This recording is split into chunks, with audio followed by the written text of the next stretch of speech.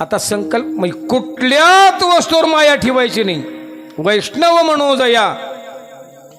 काय झालं, ज्ञानेश्वर महाराजांनी समाधी घेण्यासाठी पांडुरंगाकडे परवाना मागितला. ऐका, माऊलीला परवाना दिला. नामदेवाने घोषित केला, ऐका हो, येणाऱ्या कार्तिक वद्य त्रयोदशीला ज्ञानोबाराय आळंदी या क्षेत्राच्या ठिकाणी समाधी घेणार आहेत, सगळ्यांनी यावं. ठरलं. लाखोच्या संख्येने लोक जमा झालं. क्षेत्राच्या ठिकाणी समाधी घेण्यासाठी आली. एकादशीचं जागरण झालं, द्वादशीचं जागरण झालं, त्रयोदशी उजाडली आणि ज्ञानोबारायला विचारलं पांडुरंगाने, माऊली तुमची आखरी काय इच्छा आहे का? गोड विषय आहे. काय इच्छा आहे? आखरी इच्छा विचारतील की शेवटची इच्छा काय? पांडुरंगाने माऊलीला विचारलं. माऊली म्हणतात, पांडुरंगा देवा माझी एक इच्छा आहे रे आखरी. कोणती? मला शेवटी एक कीर्तन ऐकायच्या मध्ये. माऊलीला आवड कीर्तनाची होती बरं का. मला शेवट एक कीर्तन ऐकायच्या मग समाधी घ्यायच्या. म्हणजे ठीक आहे. तिथं महाराज होते, टाळकरी होते, मृदंगाचार्य होते, आणायचे नव्हते कुठले. हजारो महाराज, हजारो टाळकरी. देवानं विचारलं एवढ्यापैकी कोणत्या महाराजाचं कीर्तन? हजारो महाराज आहेत, पण कोणत्या महाराजाचं कीर्तन ऐकायचे? ज्ञानोबाराय बसली होती, उठली. देवा म्हणले, या सगळ्याच्या मागे ते जे झाडाला टेका देऊन जे बसलाय का त्याचं मला कीर्तन ऐकायची मुली झालं. देवानं म्हणली, रामा कोण आहे बघा बरं. मुली ती टेका लांब दिसला काही गेले, दोन न्याळा गेली. नामदोराची दोन पोरं गेली बघाली तर झाडाला टेका देऊन बसला होता एक व्यक्ती. टेका देऊन बसला होता. बघितला आणि बघितल्याबरोबर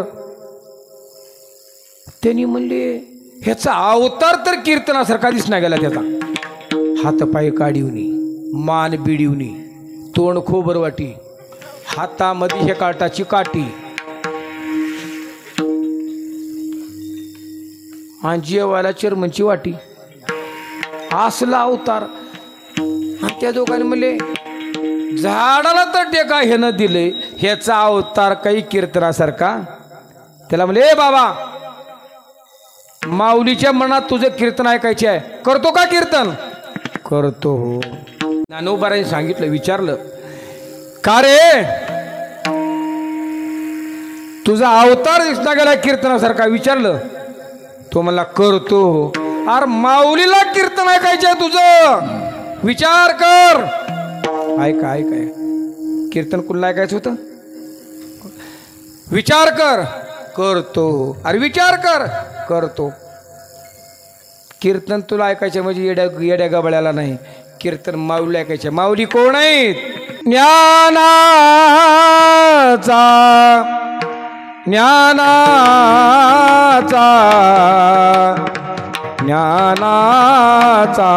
सागर, ज्ञानाचा सागर आहेत.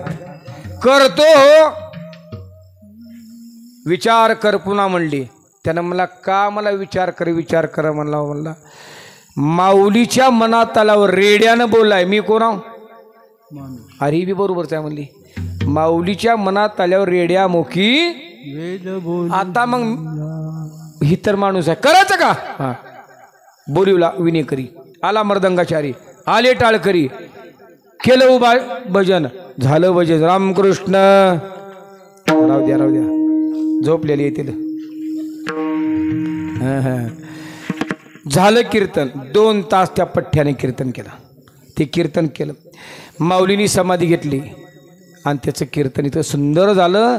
त्याचं नाव होतं कानपाटक. ध्यान ठेवा, शेवटचं कीर्तन ज्ञानोबारांनी ज्याचं ऐकले त्याचं नाव काय? कानपाटक महाराज. कानपाटक कोणाला म्हणायचं?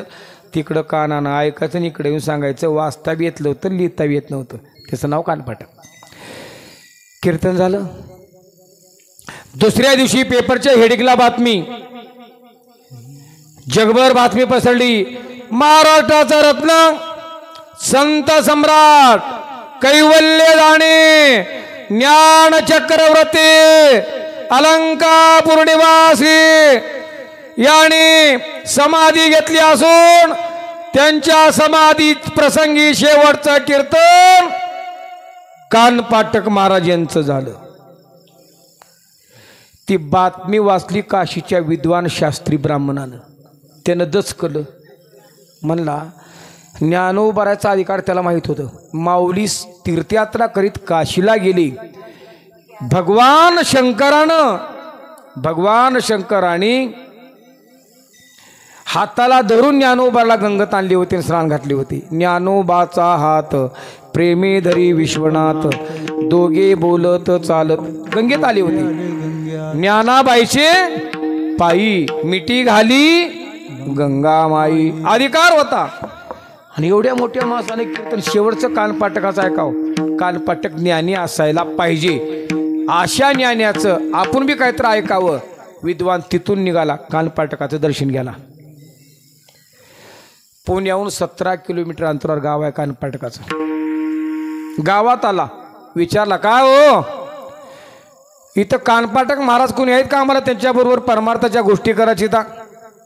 लोकाला विचारला. लोकांनी म्हणजे आमच्या इथं कानपाटक शेजे आमच्यात कोणी बी नाही.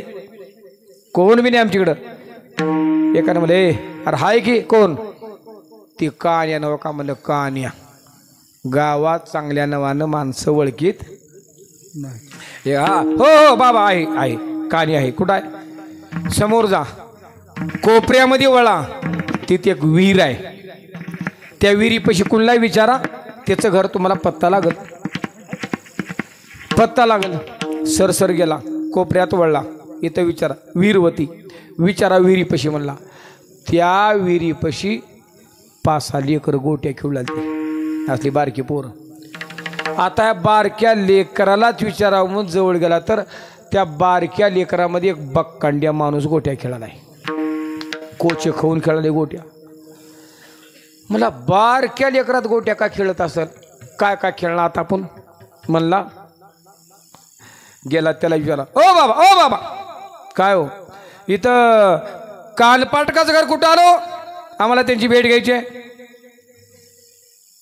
आणि त्यानंच होता कानपाटक. लेकरात गोट्या खेळायला आहे. म्हणला महाराज मी जाऊ. मला कानपाट तू आहेस? मी जाऊ. मग ज्ञानेश्वर महाराजच्या शिवटी कीर्तन तुझं झालं का? मला जो बाकी ते मला येडवाकडे बोललो. म्हणला अरे मला काय धोका झाला. म्हणला का शिवून आला मला किती विद्वान आहेस की म्हणून. आणि तू लेकरामध्ये गोट्या खेळायलायस. आता विद्वान माणूस कुठं लेकरात गोट्या खेळते का? खेळत नाही. धोका झाला म्हणून गरुमण्या माघारी फिरलं. धरला हाताला. महाराज बसा की बोलूता. आर शेवटचं कीर्तन झालं. किती ज्ञानी आहेस की परमार्थाच्या गोष्टी करावं म्हणून आलो मी. आणि लेकरात गोट्या खेळतो. अहो बसाना वट्ट्यावर बोलूता. काय बोलायचे आहे ते? तुझं शहाणपण कळालं. तू काय बोलणार मी काय करणार? आणि लेकर काय बोलू देणार? ती लेकरं उठली की चला गोट्या खेळाय चला गोट्या खेळाय म्हणून त्याला बघ मला लेकरात आहे. आधीच मध्ये कथेत लेकरू आणि जनावरात वासू राहून जाते. महाराज मला लेकराची अडचण वाटेल का? अरे मग लेकराची जर अडचण वाटत असं लेकरू ठेवीत नाही. म्हणलं उचल लेकरू विहिरीत. उचल लेकरू विहिरीत. उचल लेकरू विहिरीत. बका बका बका बका बका 6च्या 6 लेकरं विहिरीत टाकले. हात झाडलं. आता काय अडचण आहे का म्हणलं. त्या बामणानं म्हणलं आता लय मोठी अडचण झाली की म्हणलं. आता पोलीस गाडी माझ्याच नावावर येते म्हणलं. लेकरं गेली मरून हिरीमध्ये पडले. माझ्या नावावर येते. आता तुझ्या मुखात मला उपदेश ऐकायचा नाही का? तू लेकरं मारलास पापी झालास. पाप्याच्या मुखातून उपदेश ऐकायचा नसतो. नाका ऐका नाव म्हणला. तेवढ्या दुरून माझ्या नावावर आला. माझ्या घरी नाश्ता पाणी जेवण करून जावा. तुझ्या घरात नाश्ता पाणी जेवण चालत नाही. का चालत नाही? तुझे लेकरं मेले. तुला सुतूक पडलं. सुतकाच्या घरचं मी अन्न खात. मला लेकरं मेले सुतूक पडलं म्हणून माझ्या घरचं अन्न खात नाही का? म्हणे हो. महाराज मला लेकरं बाहेर काढल्यावर खाताव का म्हणला. अरे मला लेकरं टाकून 1 तास झाले की मध्ये. महाराज मला जिवंत बाहेर निघाले तरच खावा म्हणला. हिरीपाशी गेला. हाक या रे बालकांनो वरी या. 1 तास लेकरं मरून बुडा गते. वरी या म्हटल्यावर हिरीतून पारवे निघाव तसं बक बक बक लेकरं वरी निघाले. आणि अशी लाईन जेवाय बसली. हे बघितलं त्या कान. हे बघितलं आणि डोळ्यात अश्रूच्या धारा लागल्या. आणि तो म्हणाय सुरू केला. महाराज तो ब्राह्मणाच्या डोळ्यात अश्रुरान म्हणला, उगचच काशीमध्ये बसून पुस्तकं इचकुला लाव म्हणला. किती पंडित पदवी मिळवलो, किती शास्त्री पदवी मिळवलो, असलं सामर्थ्य आपल्यात येणार, मेल्याले लेकरं जिवंत करण्याचं सामर्थ्य आपल्यात येणार, असलं सामर्थ्य आपल्यात नाही म्हणलं. आईसे बळ नाही आणि काचे अंगी, आईसे बळ नाही